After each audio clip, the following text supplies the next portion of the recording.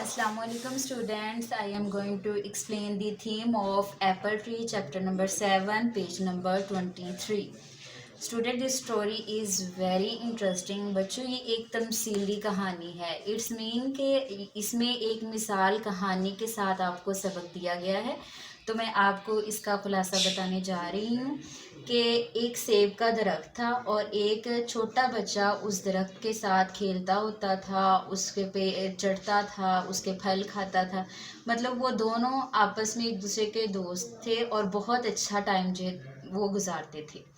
दरख्त भी उससे बहुत प्यार करता था बच्चे से और उसके साथ खेलता था. इसी तरह वक्त गुजरता गया. छोटा बच्चा जो था वो टीनेजर्स बन गया. बच्चों, टीनेजर्स कहते हैं वो एज जो 13 से 19 तक होती है, मतलब वो जवान हो गया. फिर ऐसा हुआ कि जैसे ही वो बड़ा होता गया फिर वो उसके साथ टाइम नहीं ज़्यादा गुजारता था. ऐसे ही एक दफ़ा वो बहुत उदास था लड़का, और वो दरख्त के पास आया. तो उसे ऐसे लगा जैसे दरख्त उससे कह रहा है, come and play with me, मतलब मेरे पास आओ और मेरे साथ खेलो. तो बच्चे ने कहा कि मैं अब बड़ा हो गया हूँ, मैं बच्चा नहीं रहा कि मैं जो है तुम्हारे साथ खेलूँ. तो फिर उसने कहा कि मुझे कुछ जदीद किस्म के आलात या खिलौने वगैरह चाहिए और उसके लिए मुझे पैसों की ज़रूरत है. तो दरख्त ने कहा, sorry but I do not have money, मेरे पास पैसे नहीं हैं कि मैं तुम्हारी हेल्प कर सकूँ. तुम कुछ सेब तोड़ के उसको बेच के ये ले लेना. तो बच्चा बहुत खुश हुआ, उसने सेब तोड़े और वो चला गया. इसी तरह काफ़ी साल गुजर गए और दरख्त बहुत उदास हो गया क्योंकि वो लड़का दोबारा नहीं आया. फिर एक दिन बहुत साल बाद वो लड़का आया और वो मतलब एक लड़के से आदमी बन चुका था. तो जब उसको देखा दरख्त ने तो बहुत पुरजोश हुआ, बहुत खुश हुआ और उसको आदमी को ऐसा लगा कि वो कह रहा है come and play with me. But उसने कहा कि मेरे पास टाइम नहीं है कि मैं तुम्हारे साथ खेलूं क्योंकि मैं अब अपनी बच्चों और बीवी की कफ़ालत करता हूं और मुझे उनके लिए एक साहिबान की ज़रूरत है, एक छत की ज़रूरत है.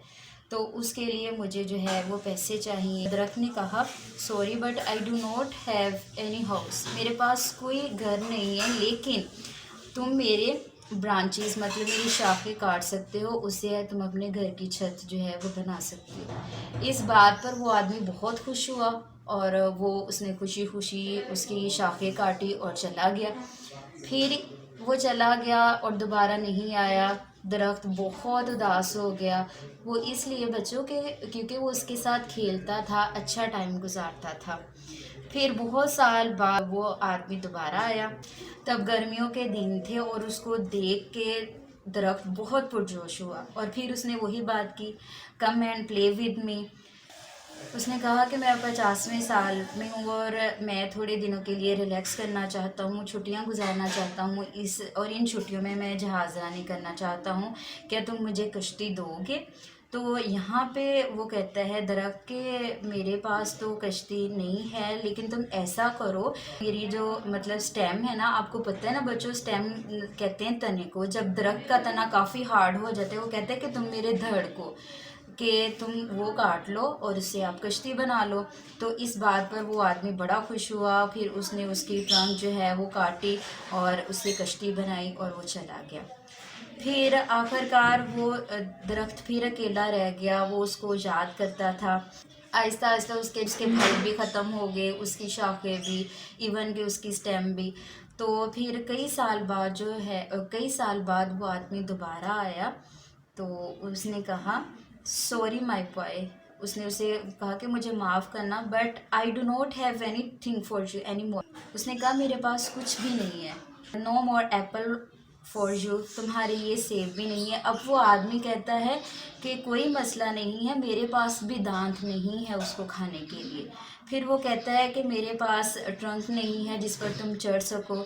तो वो कहता है मैं बहुत बूढ़ा हो गया हूँ, मतलब कि मैं चढ़ नहीं सकता उस पर. वो आदमी कहता है मुझे वाकई तुमसे कुछ नहीं चाहिए क्योंकि मैं बूढ़ा हो चुका हूँ.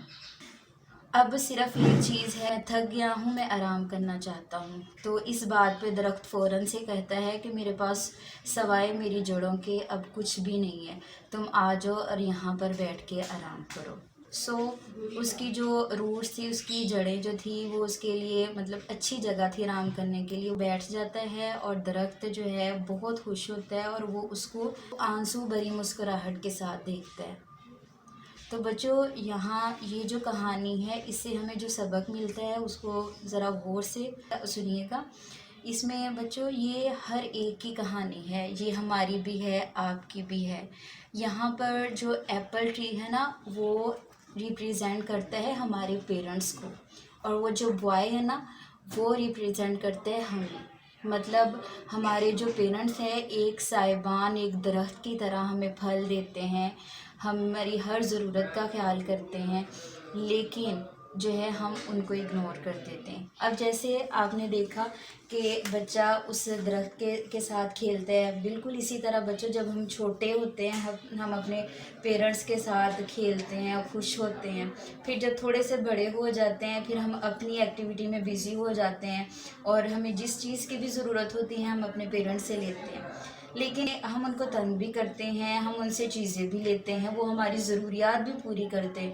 ایون کہ خود کو مشکل میں ڈال کے وہ ہمیں ہر ضرورت جو ہے وہ میسر کرتے ہیں، لیکن ہم نے کبھی اس کے لیے تھینکس نہیں بولا اور ہمیشہ ان کو تنگ کیا ہے.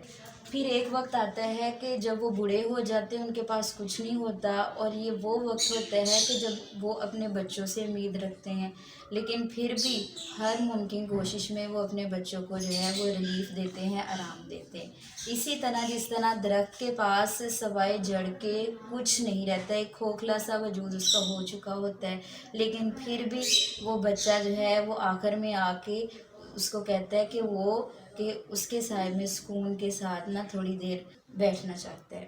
تو اس سے بچے یہی ہے کہ ہمیں اپنے ماں باپ کا کہنا بھی ماننا چاہیے، ان کا احساس کرنا چاہیے. وہ ہمارے لیے بالکل ایک درخت کی طرح ہے جو کہ ہمیں پھل بھی دیتا ہے، ہمیں سکون بھی دیتا ہے، ہمیں چھت بھی دیتا ہے. سو بچوں ہمیں جو ہے اپنے پیرنٹس کا کہنا بھی ماننا چاہیے، اور جو وہ نعمتیں، جو چیزیں، جو سہولتیں وہ ہمیں میسر کرتے ہیں ہمیں اس کے لیے ان کو تھینکس بولنا چاہیے، شکریہ بولنا چاہیے. یہ نہ ہو کہ ہم صرف ان سے لیتے ہی جائیں، جب ہماری اپنی باری ہو ان کو دینے کی تب ہم بہت دیر ہو جائے، مطلب وہ ہم سے الگ ہو جائے، ہم سے دور ہو جائیں. اس لیے ہمیشہ ان سے پیار کیجیے گا. تو اسٹوڈنٹ یہ تھا ایپل ٹری کا تھیم، اس کا خلاصہ. تو اب آپ نے جو ہے ایکسرسائز کے بچوں آنسر جو ہے پیچھے دیے گئے ہیں، آپ نے وہاں سے اچھے سے پہلے یاد کرنا ہے، پھر اس کو آپ نے اپنے ورک پہ رائٹ کرنا ہے. اس میں بچوں شامل ہیں آپ کے کویسچن آنسر ہیں، مسنگ لیٹر ہیں، اور سرکل دی کریکٹ آنسر ہیں، اور کریکٹ آرڈر میں سینٹینس کو لکھنا ہے، اور پنکچویشن وغیرہ ہے. یہ آپ نے بچوں پیچھے سے ایکسرسائز یاد کر لینی ہے، پھر آپ نے اس کو رائٹ کرنا ہے.